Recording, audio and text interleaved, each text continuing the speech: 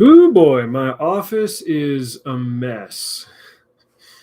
Maybe I should make one of my New Year's resolutions to be to get a new camera for this beast. Not that I do a whole lot of recording at my computer, but you know. Boom. It is the end of the year, you guys. I just recorded a quick episode for the Rad Cracker podcast. That's one that I tend to record kind of on the fly in my car. Excuse me. Do about one episode a week. It used to be the Brother Trucker Book Club, and then I moved away from that model as I kind of moved into producing other things. But I still read at about the same volume that I did before. Looks like we got one person viewing right now. Hey, how's it going? Don't know who you are. Jump in the chat. I'm going to guess that it's Logan. He's one of the most faithful followers and subscribers that I have here on the channel. So if not, give me a shout out. But let's jump right in. So I read 92 books in the year 2021. Like I said on the podcast, I meant to read less this year, and it just didn't shake out that way. Well, no, that's not true. I usually read over 100 titles, and I didn't want to do that much. I still got a fair amount of solo listening time at work at my job. So I consume a lot of audiobooks from the library that way. The total breakdown is I read 26 in print and 66 via audio. Don't know if any of you are in the for or against camp on, audiobooks count as reading, don't count as reading. I obviously am. Don't care if you listen to it via audio or if you peel the words off the page with your eyeballs. If every single word gets into your brain in that order through one medium or the other, you read the book, all right? So it counts. My busiest month was November at 14 books.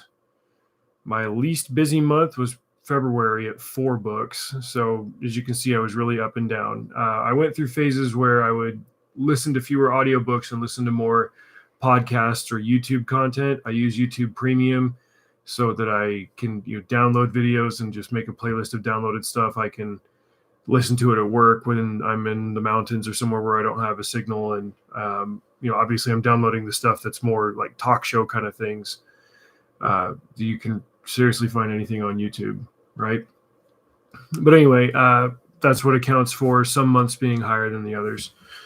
But without further ado, let's jump into it. January, I read 11 books. The first was Destroyer of Worlds by Larry Correia. That's the third in a fantasy series. I believe he's planning on doing 5 in total. I thought it was going to be a trilogy, and as that third book was getting nearer and nearer to the end, I thought, man, there's a lot to resolve here. And then I found out later it's kind of the middle of the series. It's, as far as like the world building goes, it's got kind of like a Southeast Asian Indian feel to it that kind of accounts for like the naming conventions for the characters. The main character's name is Ashok Vidal. Ashok is a very common name in India, from what I understand. It would be hard to recap the third book without recapping the entire series. I just will say that it's a very action-packed series. It's got a lot of cool intrigue, but it's not overly complicated like you're reading a George R.R. Martin novel where you take a page and a half to read that a kid climbed a tree and it was cold outside. Like, this is epic fantasy that moves at the pace of a thriller, and it works very, very well. Third one delivered just as many surprises and, active fight scenes as the first 2 books. So excellent one. Destroyer of Worlds by Correia. Second one was American Buffalo by Steven Ranella. He runs a podcast called the Meat Eater Podcast. I had a coworker who was really into that one. He was a hunter. I've never hunted a day in my life. I get all my meat from the store or the dairy down the road.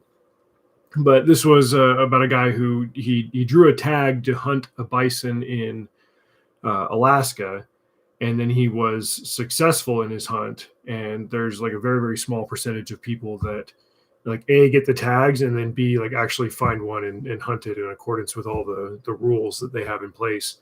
And he was explaining not just that experience with the hunt, but his kind of lifelong infatuation with the buffalo as an American icon. And I thought it was a fascinating book. I really liked learning about bison ever since we went to Yellowstone several summers ago. And there was a park ranger who he was Native American, and I cannot remember the name of his tribe. It was one I'd never heard of before. They were Hut dwellers in North Dakota, and I want to say the tribe name started with H.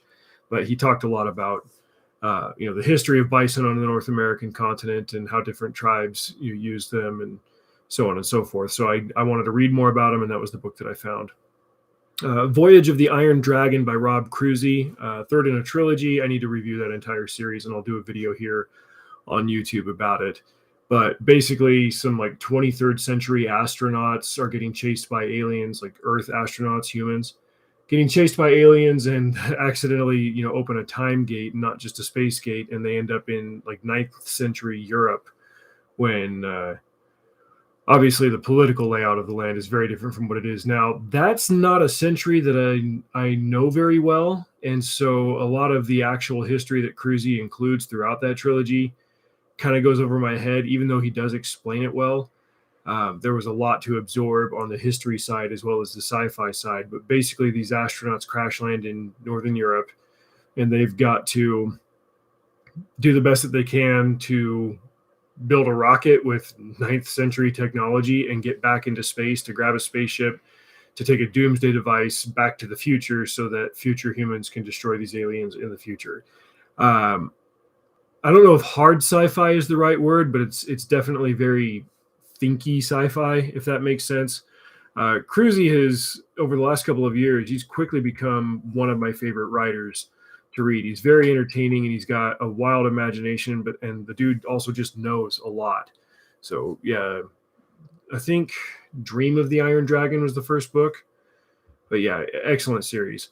Dead Acre, that was an Audible short by two authors named Bruno and Castle. It was kind of like a Western Harry Dresden. It was a short, sweet, to the point. Basically, this guy, he was a bad guy, but he died, and he was brought back by an angel, and one of those deals where now he's got to rid the earth of other evildoers, up to and including demons. And so it was a fun, entertaining read. There's probably going to be another one in the series, and I would definitely check out another one.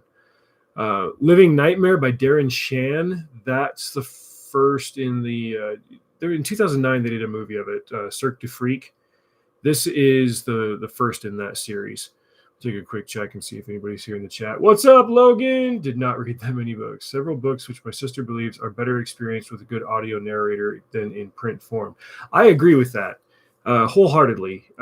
There are books that I've tried reading in print and just couldn't get the words off the page and into my brain that way. But conceptually, they still sounded exciting or interesting enough. So, I would go back to them years later, like, oh, okay, this one's on audio now. And, you find a good narrator that really performs it instead of just reading it to you, and that makes it great. Flip side of that coin is that a bad narrator can ruin even a good book. So be careful with what you find out there.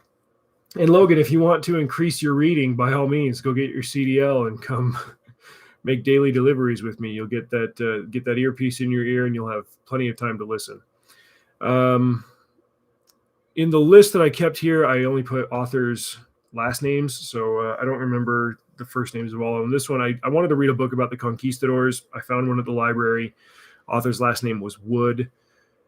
It seemed kind of spotty, and it jumped around in the timeline and in the geography, but it seemed to cover a fair amount of the activities of Spanish conquistadors in South America.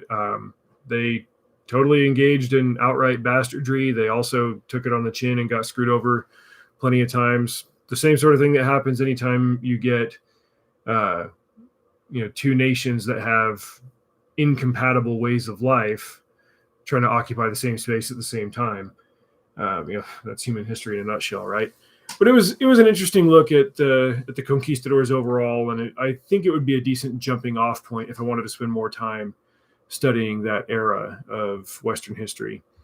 Guts and Glory by Ben Thompson. Okay, so I actually went out and bought a print copy of this book after reading it, and I've got another one on the shelf back there. I'll do a video of them eventually. Ben Thompson, I think, is the guy who he either still does or used to run this website called Badass of the Week, and he would just read history books and find some cool figure, and then he would write like a borderline juvenile article about like, okay, here's this guy or here's this girl, they fought in this war at this time in this place, and yada yada yada. Like he'd zhuzh it up a little bit with his writing and his verbiage and stuff, and that kind of created his platform that he would jump off of later, and he'd write books that were slightly a more serious treatment of virtually the same subject.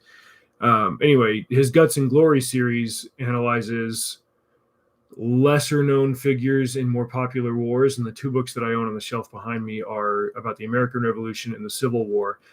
This one that I read in January was his Civil War book, and he covered a lot of figures that I didn't know a whole lot about, including some like American Mulan type figures, women that disguise themselves as men to jump into the Civil War, or women like Belle Boyd, who I had heard of, who was a Confederate spy. And there were Union versions of that. There were men that stole ships in England, or, brought them back to fight for the Union or the Confederacy. There were a lot of really cool stories put together that just showed you like how driven some people were to contribute to the war effort. That one was really cool. I've got, okay, so this was a series, I can't even remember what it was called. Cradle, I think. The author's name is Will White, W-I-G-H-T. The first book was called Unsold. My friend Matt sang this book's praises. I think there's like 12 in the series now. He got really, really into it. I read it once, and I was like, okay, yeah, that's fine. And then I read it again the second time. That was this year, and I'm like, okay, I get a little bit more about what was going on. But it seems like one of those novels that was written by somebody who is a hardcore gamer. Maybe not necessarily a computer gamer, but like a tabletop gamer who sort of overthinks like the different tiers of power and how you level up through things in a gaming system, and wrote a fantasy novel based on that with sort of a Far East, Oriental flavor to it. The setting and the characters and the premise and all that were cool. I just felt like I was being walked through a game more than I was reading a story, and that kind of made it slow down for me. And so, my friend, like I said, he sings the praises of that series all day long. I've tried it twice, and it's not bad. I just don't think it's for me. Pardon me while I lubricate the pipes here with some South American Bam Bam. Yeah, man, the built-in camera on this computer really muddles the heck out of my office here. All right, what's next? The Gift of Fear by a man whose last name was De Becker. So this is a guy who grew up in a bad home environment, and he had violent parents and stuff, and he had to protect his sister. He learned how he, and also other people, but through firsthand experience, he learned how people use intuition to recognize and avoid danger. He also learned how to avoid certain manipulation tactics that people employ. And this was a fascinating read. I don't think I put it on my best of the year list, only because it was also kind of like really emotionally draining to read, as he's talking about survivor stories that some people share of different, bad situations that they were in. It's a very cautionary book. It shows you like you might be, getting manipulated by people and not even realize it on a regular basis. But it basically shows you like when you have intuition about like whether to trust somebody or not trust somebody, or be hyper aware in a different situation, like basically trust your gut, but he goes into more detail than that, and I would highly recommend that one, The Gift of Fear. I read Longmire number 8. Anytime I read one of these Longmire books, I just put the book number on it. I couldn't tell you what the title is, and in a lot of ways they run together and they repeat plot elements and stuff. I picked those up because they're free from the library. They are reliably entertaining, and I like the characters a lot more than I care about the plots in any of them. The author, Craig Johnson, does his homework, and he'll find interesting intersections between Western frontier history and other different microcultures in between. Here's what the Basque were doing in cowboy times, and here's what they're still doing today. Here's what Mormon pioneers were doing in the late 1800s, and here's how that ripples today. Like each book kind of focuses on a different little cluster of people or goings on.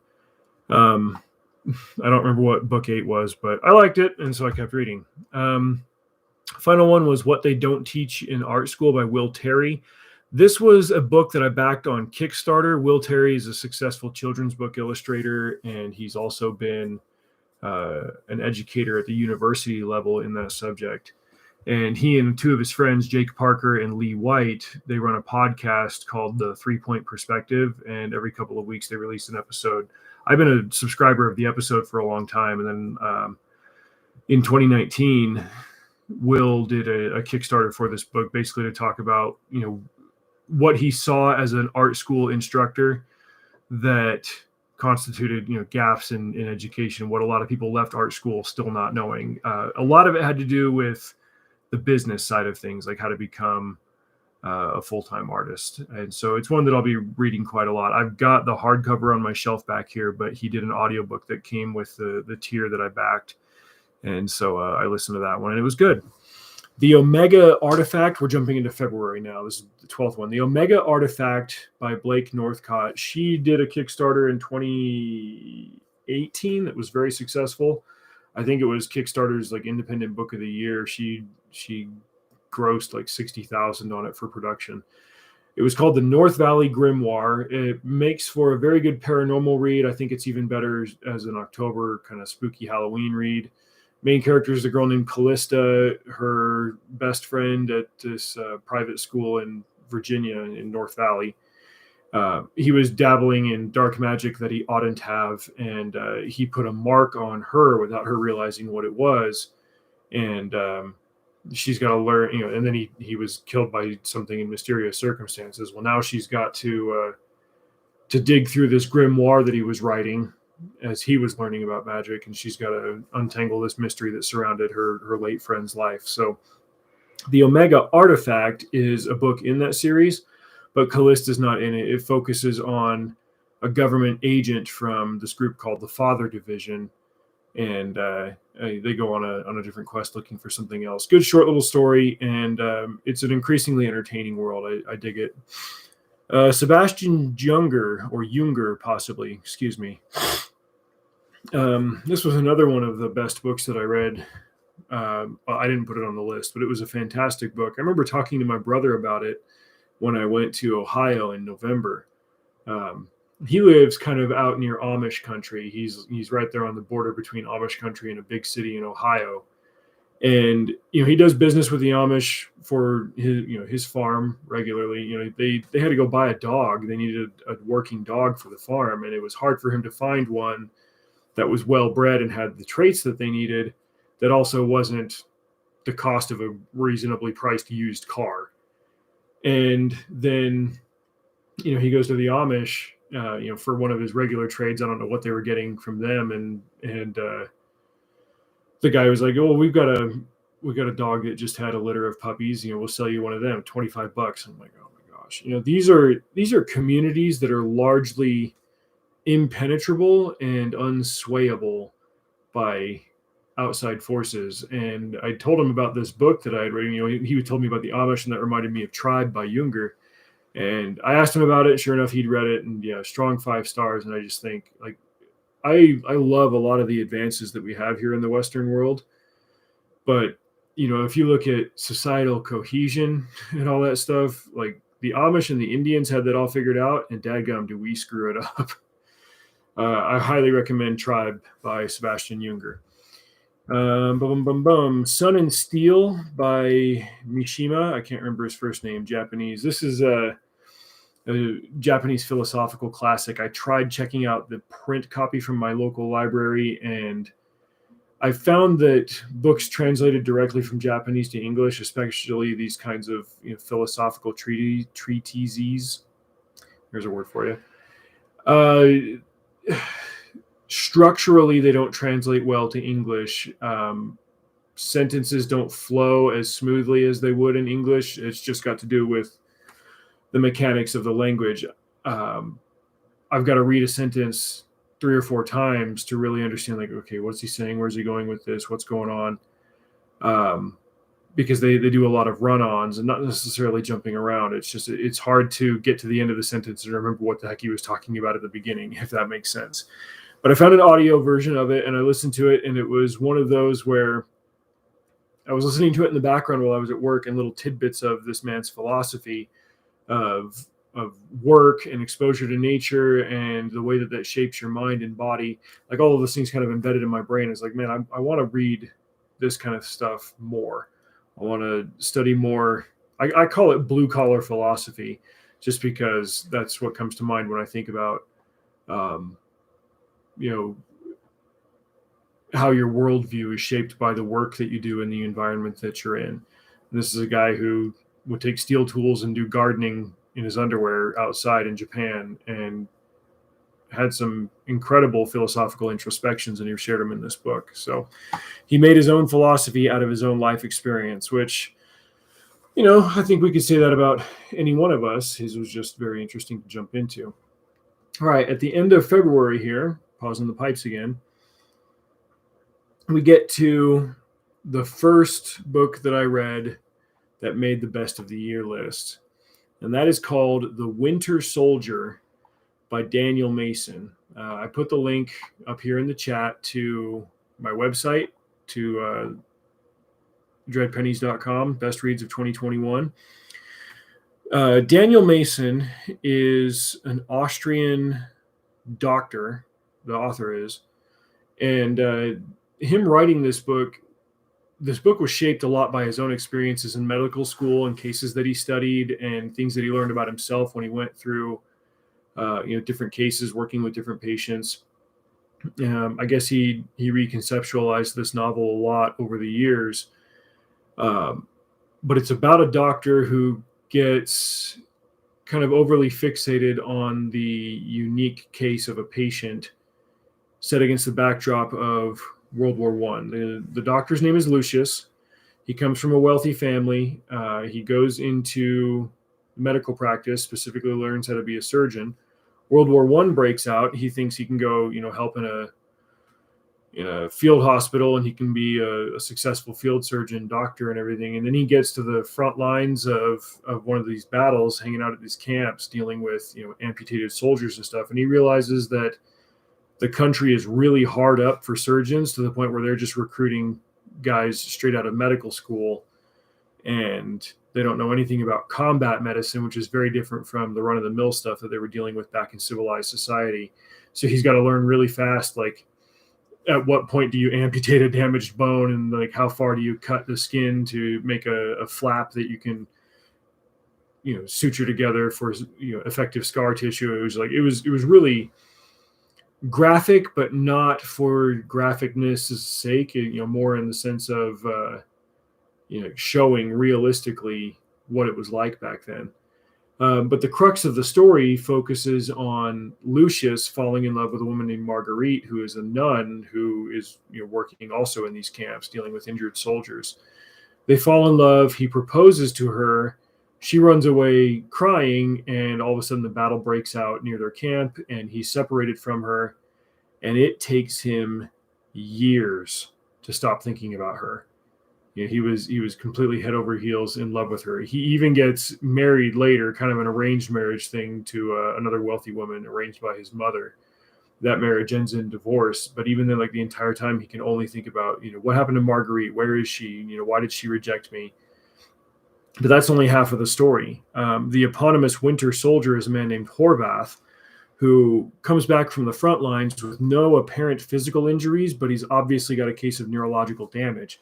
And 100 years ago, there wasn't a whole lot of understanding about that. 50 years ago, there wasn't a whole lot of understanding about that in Western medicine. They had different names for it, but there were, the hard-nosed commander types that thought it's just cowardice. It's people, hiding from the horrors of war and not understanding that it doesn't matter if it's scary. You still got to get out there and fight the war. Anyway, Lucius becomes really focused on fixing Horvath, on getting him to talk again. He's really interested in this patient. Well, a commanding officer comes by to check on the camp, check on the medical tents, and see who's ready to go back into action, because they're very shorthanded in this war and they need soldiers. And of course, he sees Horvath and he's like, "Yeah, nothing's wrong with you. Get on your feet." And Horvath, who's comatose a lot of the time, doesn't respond. And Lucius tries to intervene. Commander knocks him away, starts punishing and beating the crap out of Horvath, and ends up throwing him outside in the winter, basically bare naked and all that, and says, "You'll get to come back inside when you agree to return to your post." And in the end, Horvath takes a lot of damage from the surrounding environment, and he ends up losing his hands due to frostbite, and he's an artist. And so this is exceptionally devastating for Horvath, and it's also devastating for Lucius, because he blames himself for this. He was supposed to send Horvath out of the camp a long time ago, send him off somewhere else, but he was so infatuated with the idea of curing Horvath himself that he broke protocol, kept him behind, and that put Horvath in the sights of the commander, who basically punished him and turned him into an amputee. And so now for the rest of the book, as he's going about the next several years of his life, the war ends, he meets different people, all this stuff. Horvath and Marguerite are in his brain. I don't want to say any more than that, because I want you guys to read this book. Man, we of the genre fiction persuasion, we talk a lot about the superiority of genre fiction over literary fiction, and I'll defend that for the most part. But there's a joke that how do you tell if something is genre fiction versus literary fiction? And it's, well, does the character want something? Yes. Do they get it? Yes, it's genre fiction. No, it's literary fiction. Like, literary fiction is just misery and navel gazing and reflecting and blah blah blah. And I think there's a lot to that assessment of literary fiction, but this one really got to me. This one, like, the characters were very real to me. Their struggles were emotionally real to me, and I kept wanting to get back to this book. And any book that can do that is a success in my mind. And I finished it up, and I saw what the story was really about at the end, and I just thought, like, this is beautiful. This is a beautiful book, and I'm glad to have read it. And I will eventually get a print copy for my personal library. I just listened to the audio version of it, and man alive, The Winter Soldier by Daniel Mason. Obviously, the title jumped out at me first. I dressed as the Winter Soldier for Halloween in 2016. I grew my hair out for like a year and a half for that. He's one of my favorite looking characters. That's not at all what this is about. It's just an excellent, excellent book. Pardon my indulgence. Let's see how we're doing here. More text messages from people. Who's jumping into the text message machine? No. Alabama pounds Cincinnati. You guys jumped into my book review to know that. You did not. So anyway, that takes us to the end of February. 15 books. In March, I read 7. Book 16 was called Farmhand by Rob Guillory. I believe his first name was Rob. This is the second in a series of graphic novels where a rural farmer / super scientist finds a way to grow human limbs and organs on plants, and then people can use them to replace damaged limbs and organs on themselves instead of needing an organ donor. So, like, imagine how much good you could do for people if you could just grow kidneys on a tree and you didn't have to wait for a compatible kidney transplant or something. But there's obviously a twist, and there's a horror element to it. I think the art isn't stupendous, but it's very consistent, and it's used very well. It uses color and light values and stuff really well. I thought the first one was really cool, and then I checked out the second one, and now I'm behind. I'll get around to it eventually, but every time I've read one of them, they've been really interesting and really well done. Parenting Without Struggles. My wife and I have been reading more parenting books as our kids get older. We're trying to figure out more constructive ways to be positive forces in the lives of our children, and maybe change some of the ineffective things that we're doing as far as steering them into healthy habits and a healthy mindset and so on and so forth. So that was a good one.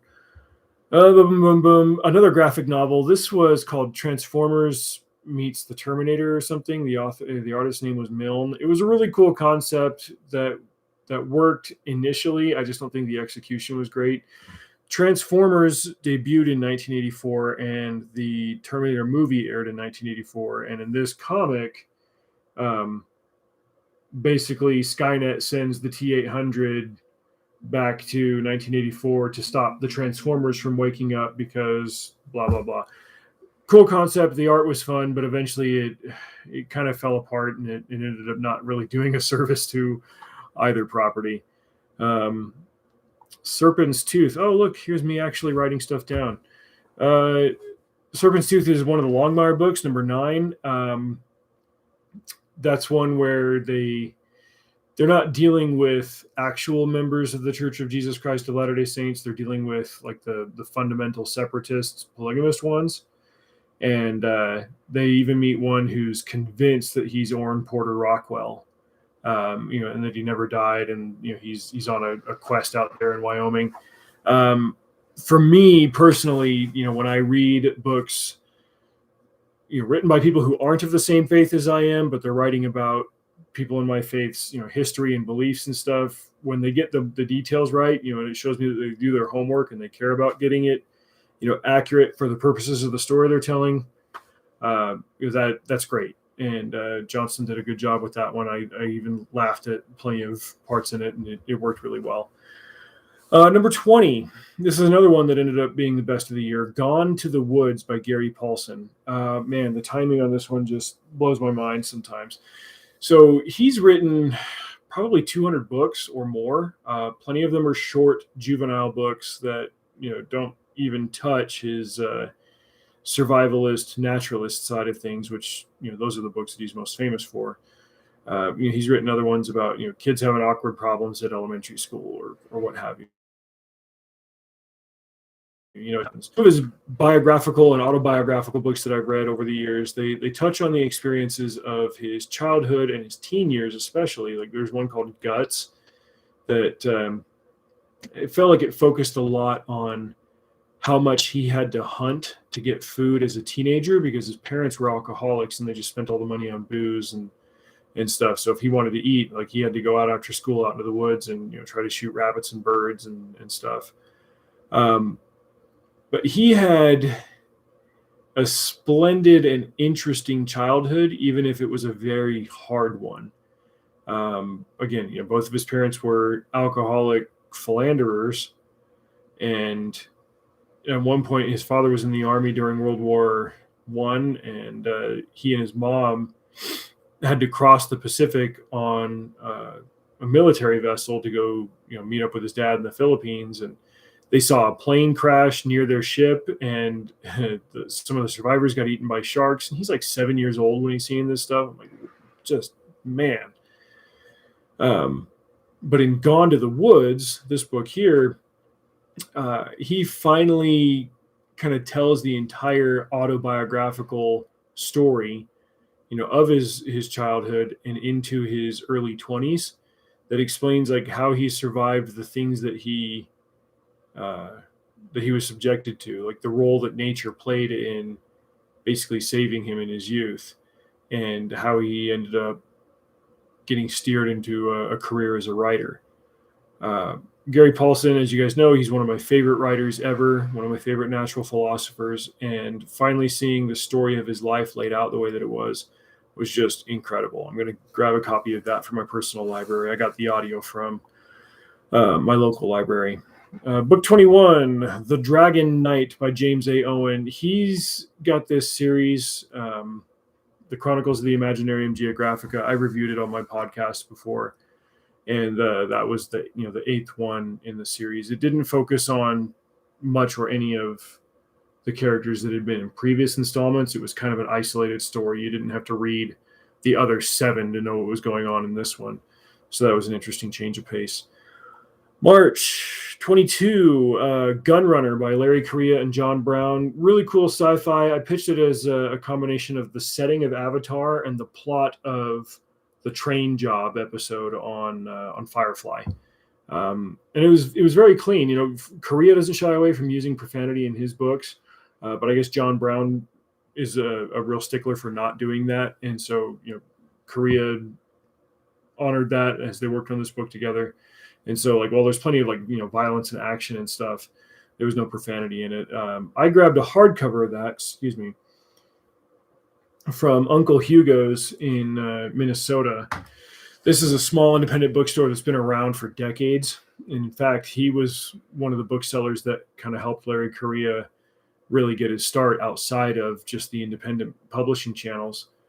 And the bookshop ended up getting burned down in the race riots of last summer in Minneapolis. Uncle Hugo's had absolutely nothing to do with any of that stuff. And he didn't just, you know, have popular, you know, cheap print grocery store fodder in his store. I mean, he had signed editions, he had first editions, like he had special copies of special books that he would sell. And all that stuff got burned down by a bunch of idiots who, as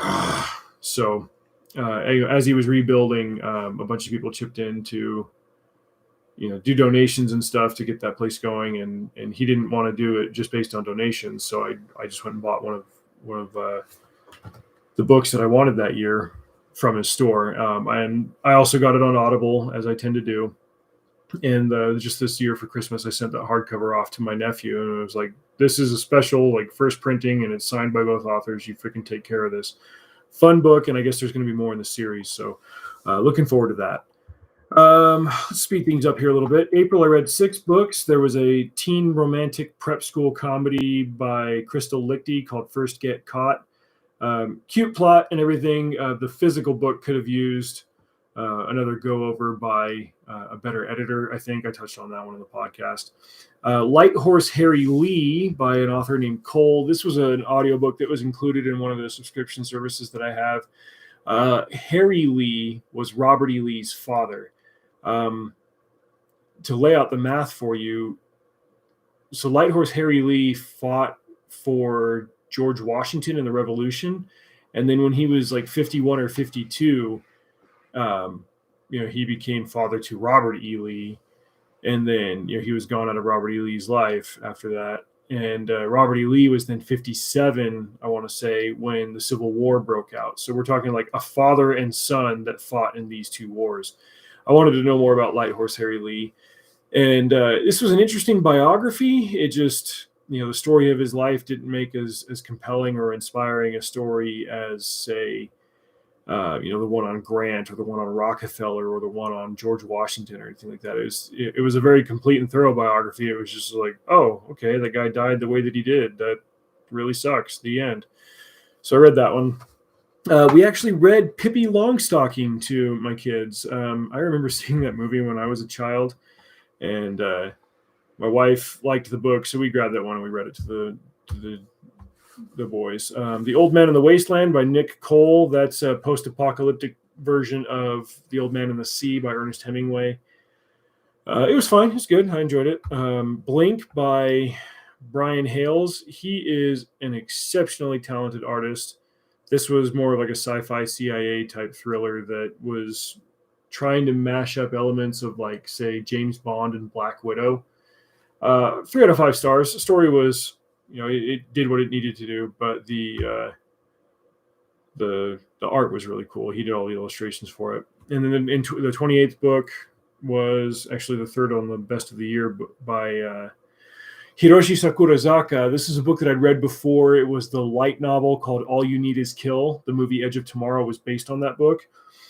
But I'm specifically putting the manga edition of All You Need Is Kill on the list. I did a video of that on YouTube earlier this year. Just staggeringly stunning art. Beautiful, beautiful book. May, I read 7 books. One of them was called The Burning Souls by Leon Degrelle. That was kind of like the Sun and Steel book by Mishima. It was, you know, the worldview and philosophy of a man who was a soldier at a key time in European history about 100 years ago. Cyber Shogun Revolution by Peter Turias. That's the third in a series of mecha novels that are, you know, focused on an alternate history timeline where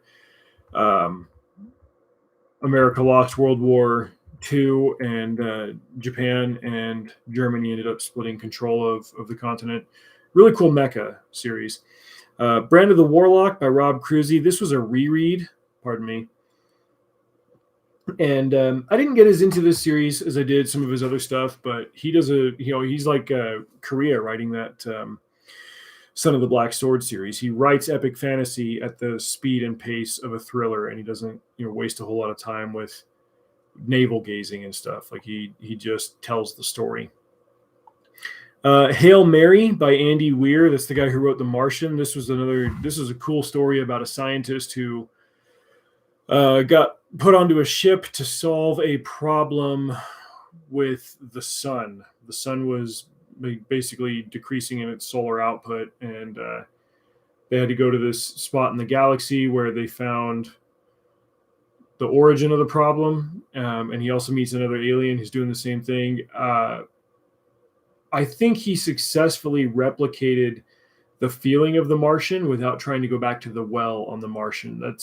It's one of those stories that you can't just try to rehash it and capture lightning in a bottle again. This one, he changes the concept, but he kind of goes through the same method of implementing hard science and making it accessible to the common man.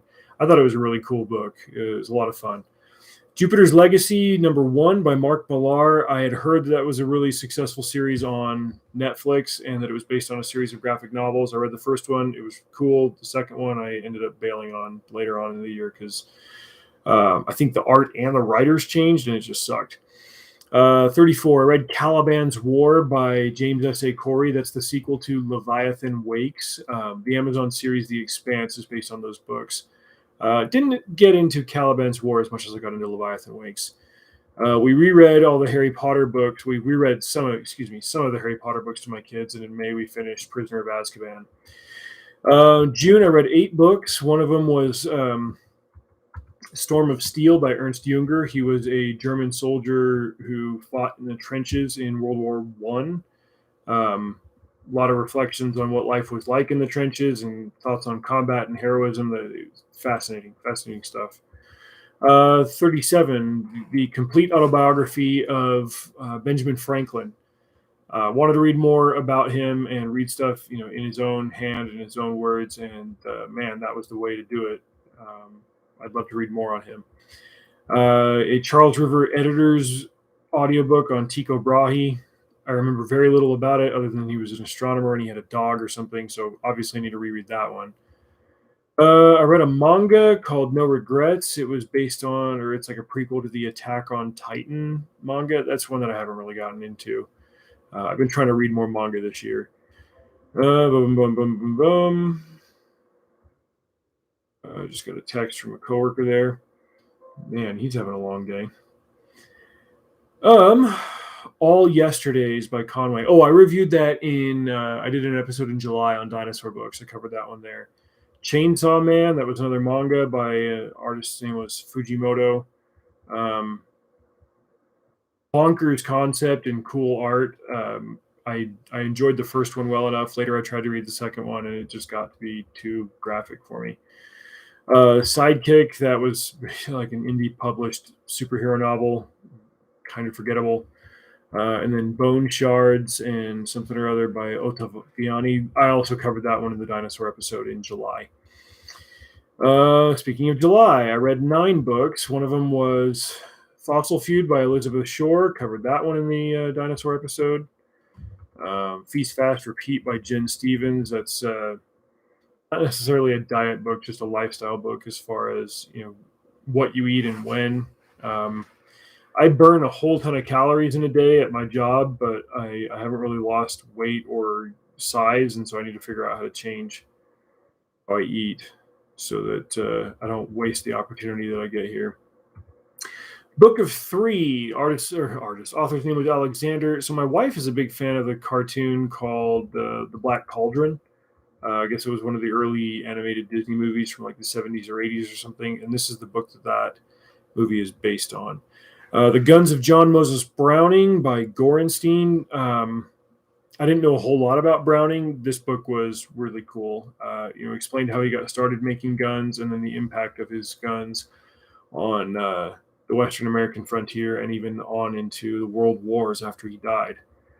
The Origins of a D-List Supervillain by Bernheimer. That's one in a series that I've enjoyed.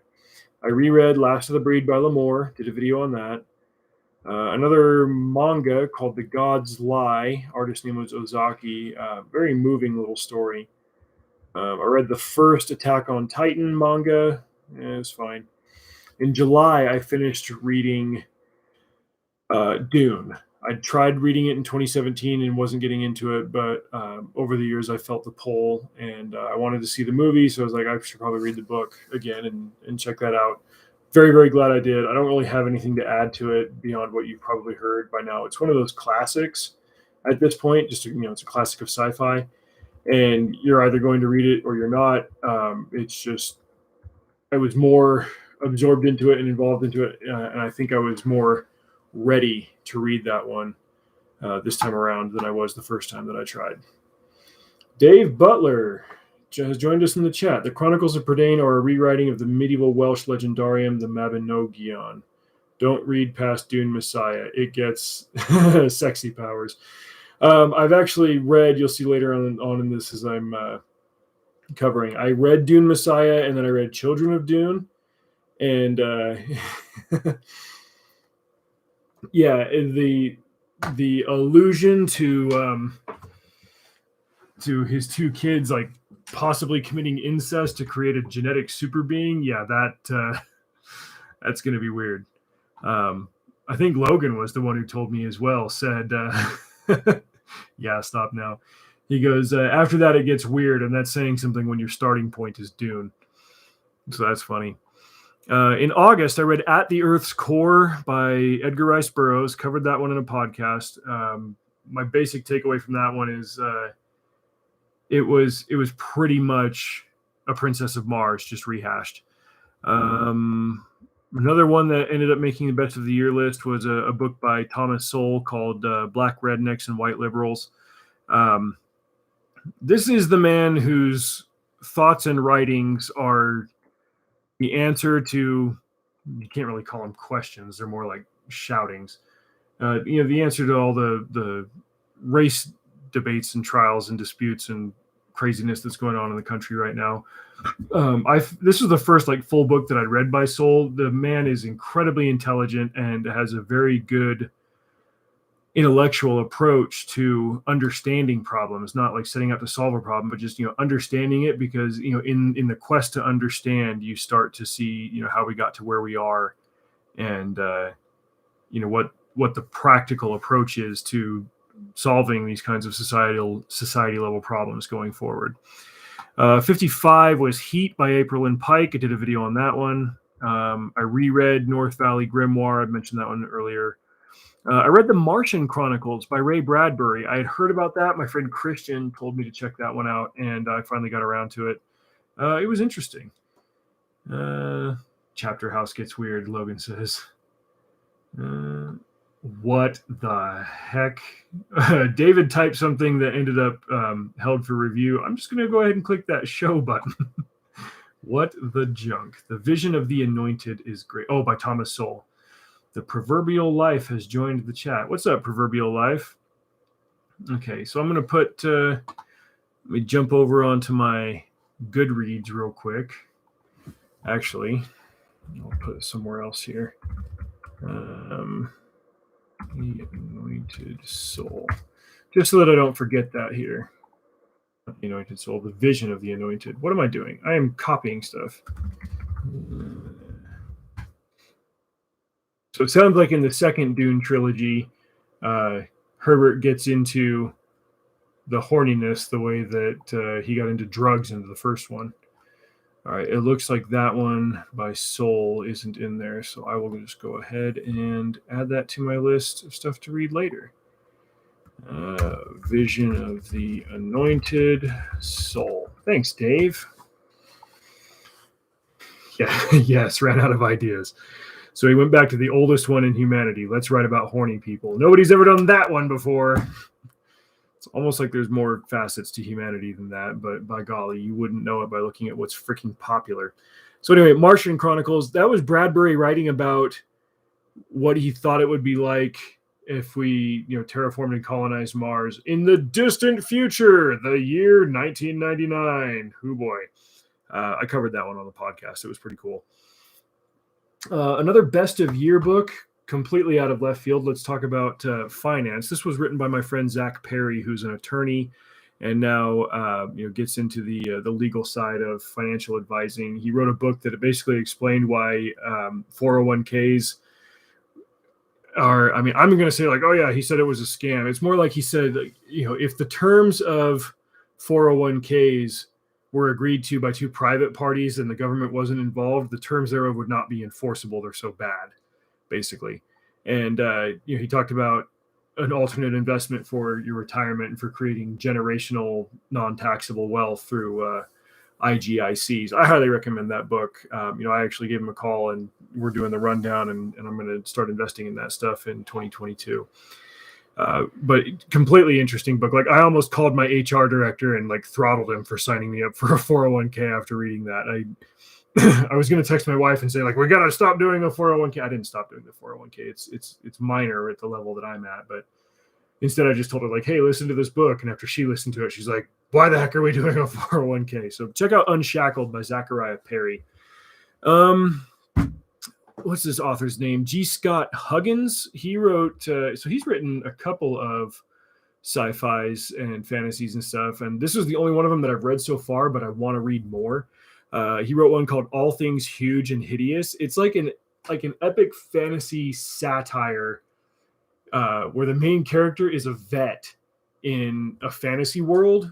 And this is like the fantasy world where like the post the Dark Lord has taken over. Like Sauron is sitting on the throne in Gondor, and this guy is the vet for everybody's little creatures and stuff, and he's got to treat him, and like here's the trouble that he gets into. Like, oh, it was hilarious. Dave blurbed that one. Dave, I probably heard of that one from you.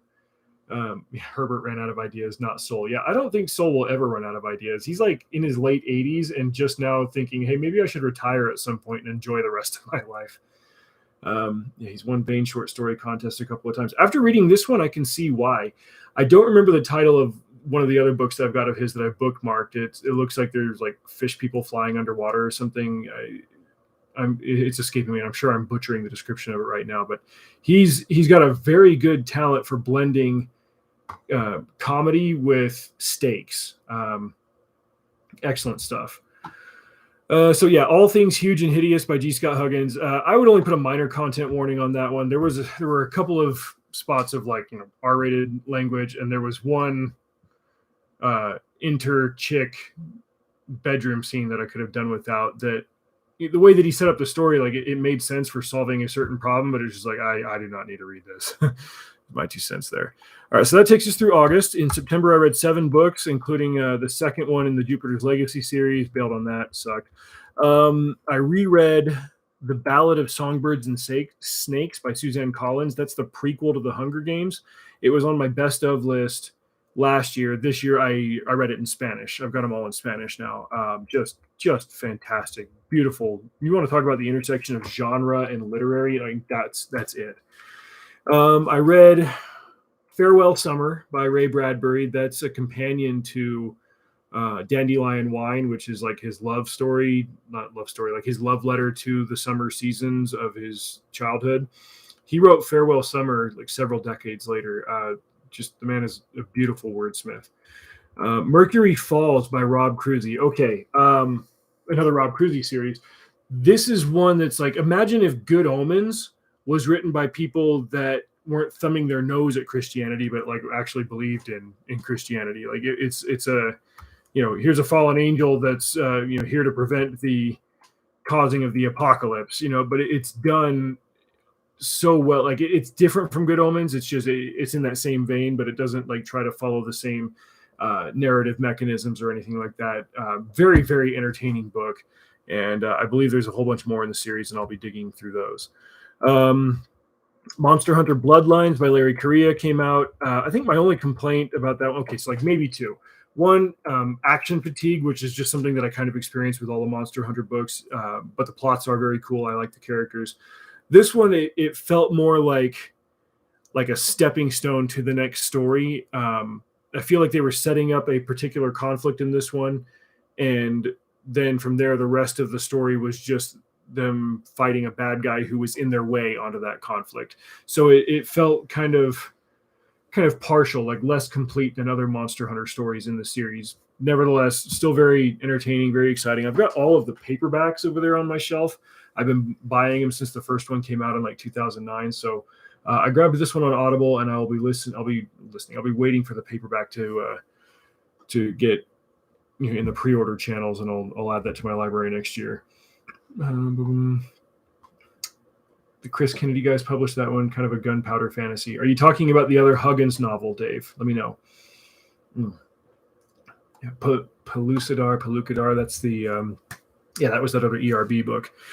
So yeah, I read Dune Messiah, and it's weird how much shorter that one was than Dune.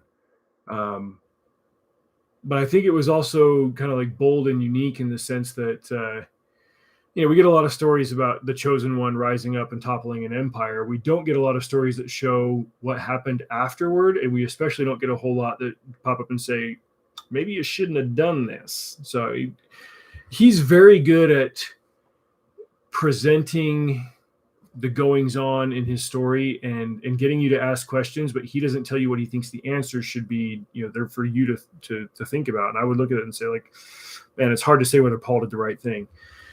Then I listened to an audiobook, a bio of Daniel Boone by a guy whose last name was Farragher. He talks about how hard it is to separate fact from folklore with Boone, just because so many of the I keep wanting to say this word in Spanish. I don't even know what it is in English. Acontecimientos, the occurrences, the going-ons, the events of his early life were more preserved by an oral tradition and not as well documented by external sources. And so it's hard to know what people made up about him. There were a lot of folklorical things that he did in his youth that people attributed to a lot of different frontiersmen. So, the author kind of chronicles that and explains, like, here's what's said, what we don't really know. And then, like, later on, when you get into kind of his official documented military service and frontier exploits, it's like, okay, so this part might have actually happened. This part might be bupkis and things like that. So it was cool to know more about this kind of central frontier figure. In October, I read 7 books, including the next one in the Longmire series. I read Ridgeline by Michael Frick. I can't ever remember how to say this guy's name, and I've heard him say it before. Punke, something like that. It's the guy who wrote The Revenant. Ridgeline was about the Fetterman fight. It's basically a massacre of Western frontier settlers by a bunch of like united Native American tribes that previously had never worked together or had even been enemies before, but they kind of united to prevent encroachment by Western settlers on what was like a sacred hunting grounds for them. So really fascinating novelization of an historical event, Ridgeline.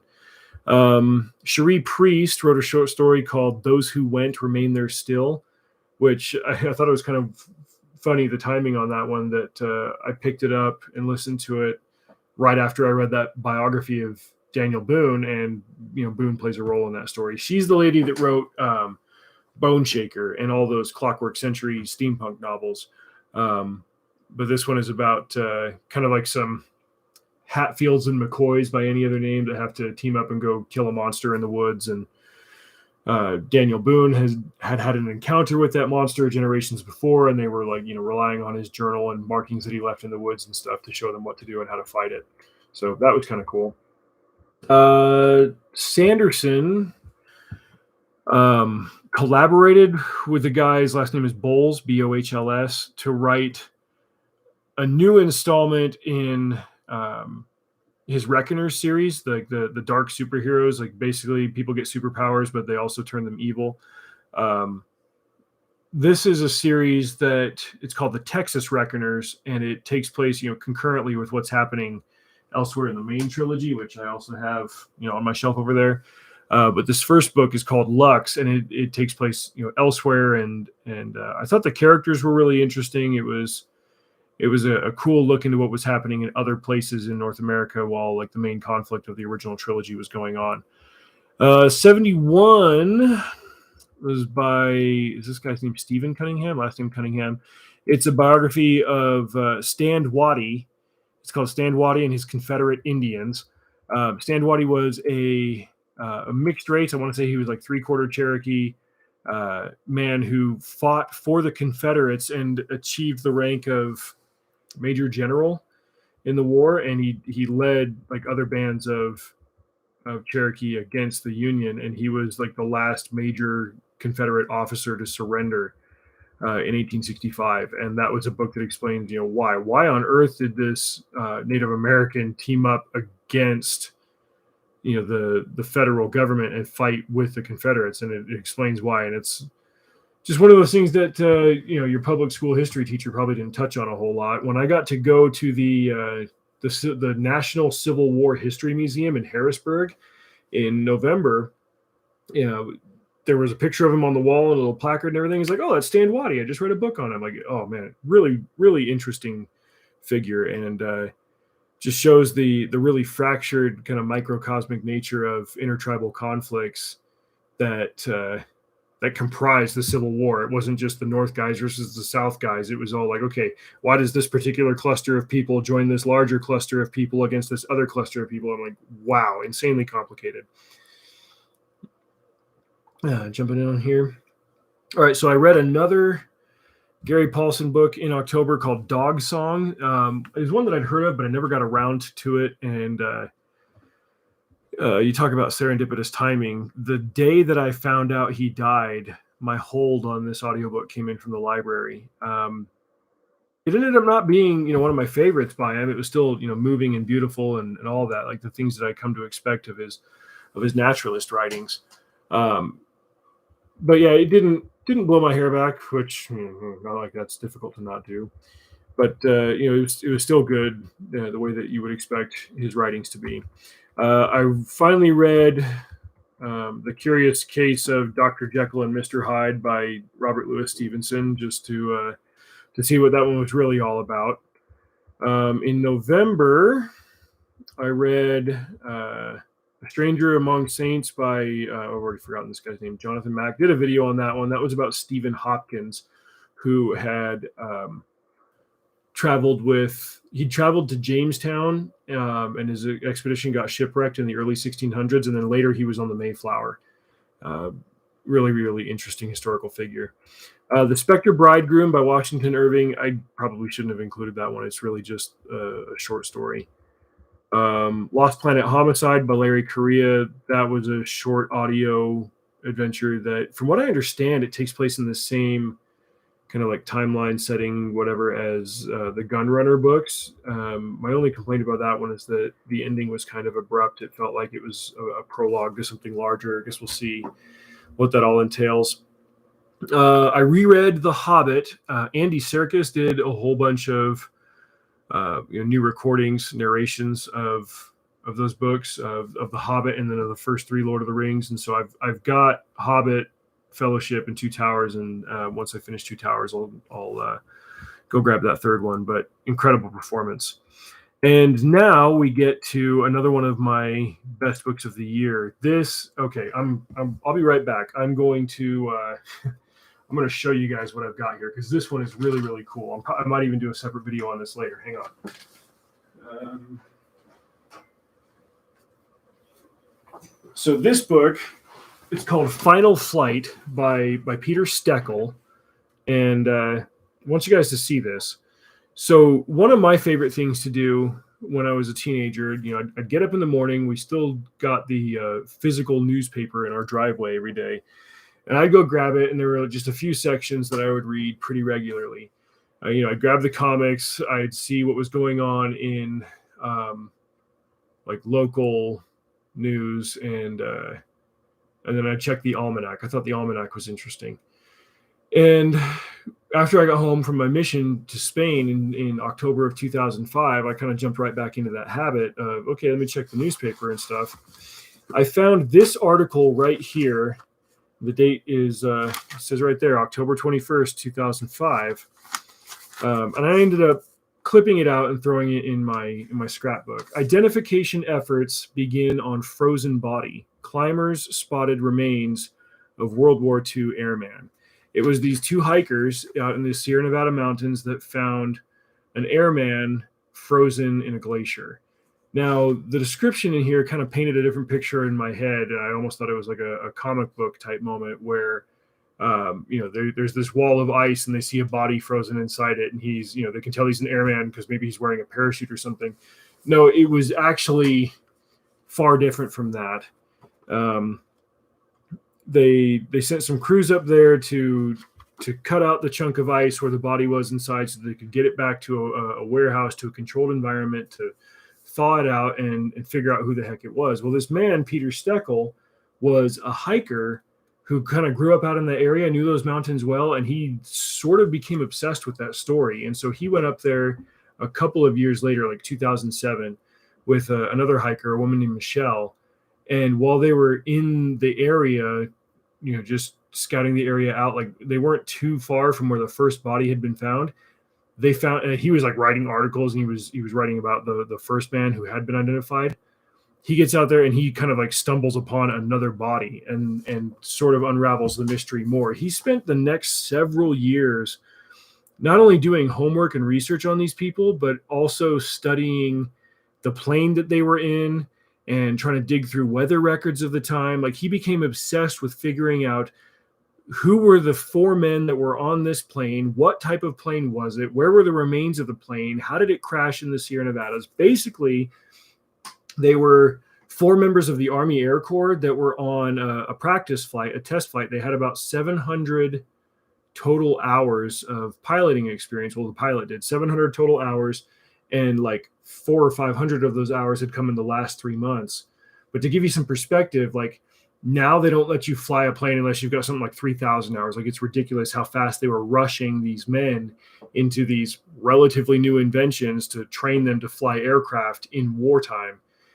Something went wrong. The plane crashed in the Sierra Nevadas, and then the Army kind of conducted a hasty investigation to find these bodies, identify the men. They sent a captain up there with an expeditionary force to explore the area. He went up there. He was gone for a week. He came back and he told his wife, he's like, yeah, we didn't find anything. And then later that dude died of like a lung problem due to the elevation change and some other physical factors that he didn't know he had going on. Anyway, it is amazing how many like just chaotic cluster F things line up to make it almost impossible to identify the four men that were on that plane. And until now, like until like the last 10 years before they figured out like who they were, what their stories were. This guy tracked down like some of their surviving descendants. Obviously I don't think any of these guys had kids. I can't remember, if they'd had families of their own, but he found like nieces and nephews that remember their grandmothers talking about these different men that had gone missing and crashed on this plane, and how their loss affected their small towns and communities and stuff. Like I went and looked at this article when I was checking out my scrapbook a couple of years ago, and I was like, oh, I wonder if they ever identified that frozen airman. And so I looked it up, and who was the frozen airman in the Sierra Nevada, and that was what ultimately led me to Steckel's book. And in a supreme twist of irony, I took this with me on my flight to Pennsylvania last month. Kind of a sketch title to be reading on an airplane, but man, like this article that I clipped out when I was 21 ended up bringing me to one of the greatest reads of the year, and of a story that I found just to be utterly fascinating, and not just of the lives of the four airmen who died, but also the story of discovering their plane, discovering their bodies, figuring out how they got there, and then the utter just drive of Peter Steckel to do as much research as he could to figure out what happened to them and give their families closure after 70 years. Damn, read that book. Read Final Flight. I reread Bone Shaker by Cherie Priest, but I got the graphic audio version. That's the one where they do like a full cast narration and they have the Foley stage going on. Like, I think those are really cool. Liar Liar by Paulsen. That was one of his books for juvenile readers. I reread Witchy Eye by Dave Butler, who's here in the chat. What's up, Dave? I'm going through those again now that they're on audio. I think Courtney Patterson is the name of the narrator, because I haven't read. So there's 3 books. There's Witchy Eye, Witchy Winter, and Witchy Kingdom. And then Dave's got a follow-up trilogy to that. And so because these books are so dense in their world building and their goings on, and like just a really, really rich, diverse tapestry of characters that have conflicting wills and actions and stuff, like I've got the audiobooks so I could reread them while I'm at work before I go and get the new trilogy. But man alive, that is a really cool, really imaginative fantasy series that with the take on like an alternate magical America. I covered this one on my best of year post there on dreadpennies.com, Tolkien's Ordinary Virtues by Mark Eddy Smith. Short audiobook, but it's kind of an analysis of moral and philosophical and spiritual lessons from the Lord of the Rings, and I thought that was a really cool, really inspiring analysis of what this man's experiences were like when he read Tolkien for the first time, and I think it was worth the read. What the hell was this one? Guilty, Patterson. James Patterson. I don't get how that dude can just like write a book every single month and it sells like 1 million copies. I'm like, who's reading this stuff? And it's not good, but whatever. He's making more money than I am. Council of Fire. So this was a sequel to a book called Uncharted. There's a series that Bain does called Arcane America, and Uncharted was by Kevin J. Anderson and Sarah Hoyt, and it was like a magical retelling, adaptation, historical fantasy of the Lewis and Clark expedition. Council of Fire took place kind of more down in the Caribbean, and it focused on characters in history that I don't know as well, but interesting follow-up and interesting addition to that series. 85 was Atomic Robo number 10. That's a very entertaining comedic graphic novel series that I'll do a separate video on down the road. AWOL on the Appalachian Trail by David Miller. I covered that one on the podcast. It's a guy who kind of quit his job in the mid-2000s to take 6 months off and go hike the Appalachian Trail. And excellent book. Book 87, Sunreach by... Okay, so this is another Brandon Sanderson collaboration, this time with Jancy Patterson. And this is from his Cytonic series, the Skyward series. She wrote a series, like a little trilogy of novellas that take place between book 2 and book 3. And so I read this first one, and then I started reading the second one, and my interest kind of fizzled out. It's not bad. It's just one of those that, like, I personally wasn't getting into it, but you might, your mileage may vary. I cannot speak for Serpent Daughter. Oh yeah, sorry, I'm just checking the chat here. Yeah, Dave, he's excited he saw Witchy Eye on the list. Serpent Daughter is book 1 of the second trilogy, and yeah, I'm gonna reread Witchy Winter and Witchy Kingdom before I read Serpent Daughter. I'll be grabbing those ones in paperback. It's just, if I'm going to read something and get caught up on it quick, chances are I'll do better on audio versus, sitting down and having the time to read. Usually if I do that, it means that I'm home and I need to spend more time with my kids. But hey, that's what the 60-hour work schedule will do to you. Thanks, holidays in a holiday town. But I digress. Okay, so yeah, beginning of December, that's when I finished reading Children of Dune. I admit, I think the thing where Leto kind of fused with a sandworm was pretty freaking cool. And I want to know where that goes, but I don't know if I want to read about the Bene Gesserits needing AA batteries for what they've got going on downstairs. So, yeah, maybe I'll just take your word on that one and not jump in on it. Augustus, that was by John Williams. I wanted to find a biography on Caesar Augustus, and I remember thinking, like, do they even write biographies about Roman emperors? Can you give that kind of treatment to an historical figure from that time period? I don't know. But I found an audiobook that was, it said that it was a collection of translated letters by Caesar, from Caesar, to Caesar, about Caesar, or in goings on around that time, which kind of gave like an interesting overall, but still very rough and patchwork view of the Roman Empire at that time, if that makes any sense.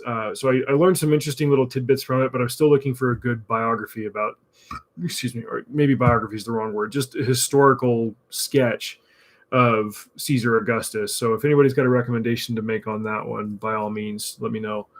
And then I read Atomic Robo 11. I've gotten the last two from the library. It's a series that I kind of fizzled out on later on, because he kind of changed the way that he was telling the story, and it wasn't as entertaining. But I saw him on my shelf the other day. I was like, I should pick those back up and see if he got the magic back. And he got the magic back, so that was cool. The last two books that I read all the way through were both Christmas books. One was The Santa Squad by Stephen Heumann, which is not the name of a robot that's trying to trick you into thinking it's not a robot. Kind of like an epic Die Hard type thing. I admit that I was a little bit distracted at work when I read it, so I don't remember, too many excessive details about the plot. But basically, it's like an epic sci-fi type thing, but it's condensed into 3 hours of audio. It was fun, good little romp about Christmas. And then the last one was The Christmas Pig by Jk Rowling. Not that she really needs me to be plugging her or anything on the interwebs for her to be successful, but she took a swing. That's what I was trying to say. Writing a perennial Christmas story that'll be kind of in the vein of Rudolph the Red-Nosed Reindeer or whatever, something that kids could read every year. And she did a good job with this one. She's good at plucking those emotional heartstrings, and it worked really well. And that is it. Swoot, you do not want it, I promise. Dave is really trying to steer me off the path of continuing to read more Dune. I think, who was it? Joshua Hill, who told me that, I know you're not telling me that I don't want the Serpent Daughter book. I think it was Joshua Hill who told me that out of the prequels, the ones that Kevin J. Anderson and Brian Herbert wrote, that the Butlerian Jihad and the Machine Crusade and that particular trilogy, he said he enjoyed. And for my money, I think it'll be an interesting chapter in the history of the whole Dune saga that I'd like to know more about if it's good. So I'll check that out. But yeah, those are the 92 books that I read this year. And as I've said elsewhere, I am committing to reading fewer, just because as you can see from this review that I did right here, or this review of the year, as it were, that I've still committed a not insignificant amount of time to reading books that I just didn't care about. And sometimes those are even books that are like, sequels to or written by authors that I've been very high on in the past. And like, oh yeah, it's been a couple of years and they're writing a sequel to this story or that story. I should totally jump on it. And then I do. And I'm like, I think I've outgrown a lot of the series that I was really high on in the past. And, for the 100th time, that's not through any fault of their own. They're targeted at people that are at a certain point in their lives, age-wise, maturity-wise, and worldview-wise. And I like certain series that resonated with me at a certain time, and then I go back to them and find out later it's like, oh, that doesn't really hit the same chords with me now. I'm at a different point in my life. This doesn't mean as much to me, or maybe my values have changed or whatever. Whereas, you find other books that you read that are timeless, and it's like, yeah, those are the ones that I definitely want to hold on to and keep in my library. So I need to keep being, I guess discriminatory is the right word, in what I read, mainly because I want to be more discriminatory on what I spend my time on. I want to produce more than I consume. And when I do consume, I want it to be conducive to my production. I set a goal last year to read Don Quixote, throughout the course of the year. And I bailed on it about mid-February just because I felt like I was giving myself another chore to do, and I don't need that.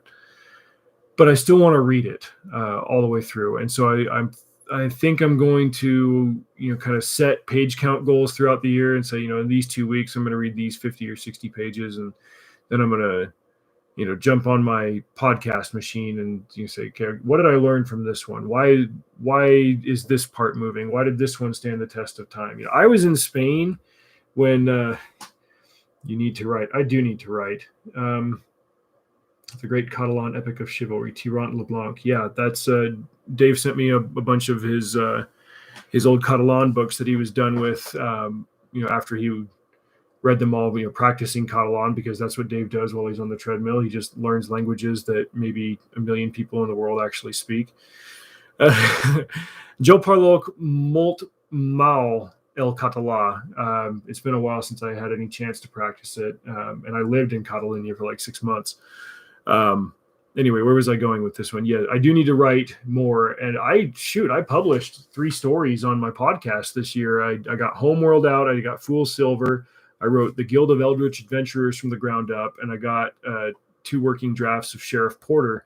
I just haven't gotten around to narrating it for the podcast.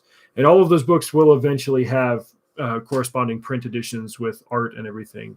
I just don't want to spread myself too thin. I definitely do need to write, and I'm going to be I've committed to producing, in addition to the audio for Sheriff Porter, which is already written. By producing, I mean writing 2 more this year. There's going to be the Corbidel job, which is my I was originally like billing it. It's like, oh, it's family friendly, epic fantasy. Like it's an all ages fantasy. You've got, developed adult characters. You've got developing youth characters. It's one of those that, there will be access points for every age group. I didn't want to try to confine it to one or the other. I've got a lot going on in that series. But it's my epic fantasy on another world type thing where it's Blast Crew goes to Mordor. Like, what if you were doing an epic fantasy where, the heroes were these blue collar grunts that had to take their trucks and their explosives and go blow something up, but, not in a Fast and Furious way, in a way that makes more sense. Like a damn weirdo. Dave, we love you. That's why we keep you around, even though you go walk your dog around the neighborhood in your pink sweatpants or whatever that picture was on MeWe. But no, Dave's really, if any of you guys are watching this after the fact and seeing the live chat replay, like Dave is one of the most interesting people that I know. And that's why I keep going back to the fiction that he writes, just because he never fails to surprise me. I don't jump into a Dave Butler book and guess what's going to happen. I don't even think I could necessarily guess the setting or guess the characters, because he's not jumping in to write the same damn thing that everybody else has been writing for decades and decades. He follows the rules such as they are. He doesn't bludgeon you over the head with his spasticness and say, well, you have to enjoy this because it's original. Like he follows the rules and the structure and all that, but man, like he does his homework, he shows his work, and then he goes to the necessary lengths to keep surprising you and giving you something that you don't expect that is good.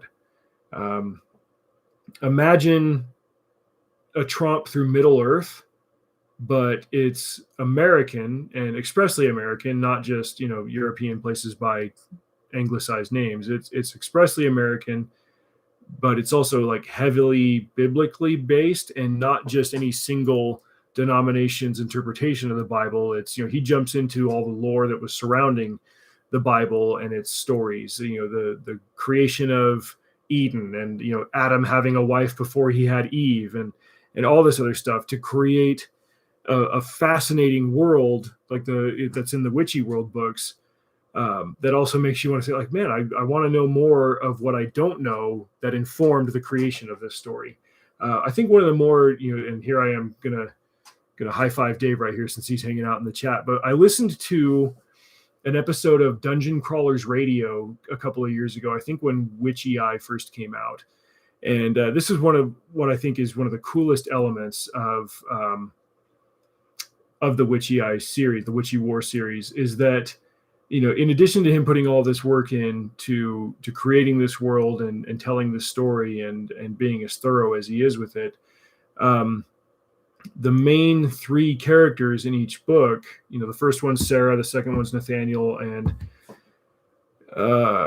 heaven help me, I'm spacing it on the third one, the other girl. They're triplets that are, they have a divine parentage. We'll say, I don't want to spill too much.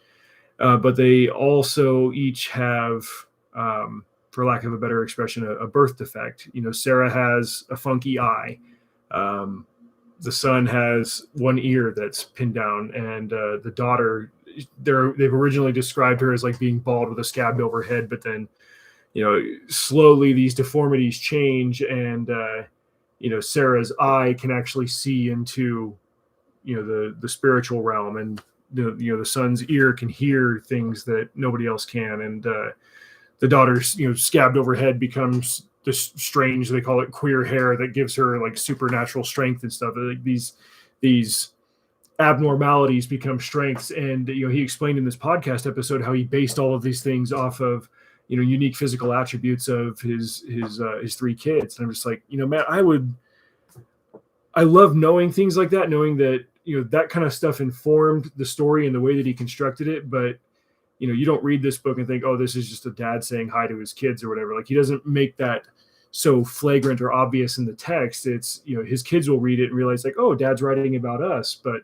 to the lay reader who never knows Dave and never knows a thing about his life, picks up this story and just think like, man, this story is awesome. Like, you can see, if you've got some behind the scenes knowledge, like you can see like, oh, this was Dave reading about this language and this culture and this interesting facet of religion, and oh, here's this attribute that his kid has. Like, you can see all those pieces put together, but like, independent of all that, if you don't know the behind the scenes stuff, it just makes for a fascinating story. And I learn from writers like him who don't tie themselves so much to the common convention and say, okay, I need to give people what they expect and what they demand. I don't want to give them the kind of thing that they get every time they read somebody else's book. Like, Dave Butler doesn't sit down to write you an epic fantasy. Dave Butler sits down to write you a Dave Butler book. Those are the kind of readers that I'm going to spend time reading in the future. So, an epic fantasy fairy tale based on my kids, set in America, wrapped in the Bible. There it is. How long did I spend describing that? And he puts it together in 2 sentences. I guess he would know because he's been doing it for a while. So, anyway, we've been going on for an hour and a half. I've only drank half my mate here. My voice is going to be shot in the morning, and I've got to drive to Idaho. So thank you guys for tuning in. And if any of you guys are watching the recap of this, by all means, check out any one of those books. And if you heard me ask for a recommendation on something, you can drop me an email, dreadpennies@gmail.com. Or if you leave a comment on this video, I'll just get the notification and we can find it from there. So drive safe. Always do. That's why I get paid the big bucks. Here's to a very productive 2022, whether you are a writer or a reader or an artist or whatever. Read more, write more, do more, and let's all use our time a little bit better. 2021 was the year that I deleted Twitter. Twitter sucks. Don't go there. Don't waste time there. I would delete Facebook entirely, but as I've said elsewhere, I've preserved too many interactions over the years with my late sister, and I don't want to lose those. So there are a couple of friends that I still keep in touch with via that platform. But other than that, if I'm on social media at all, I'm on MeWe and Minds. And it's kind of nice that I only have like 10 followers on each, because then I don't waste a whole lot of time there. Yeah, Twitter does suck. Thanks, Dave. So I'm going to wrap this up.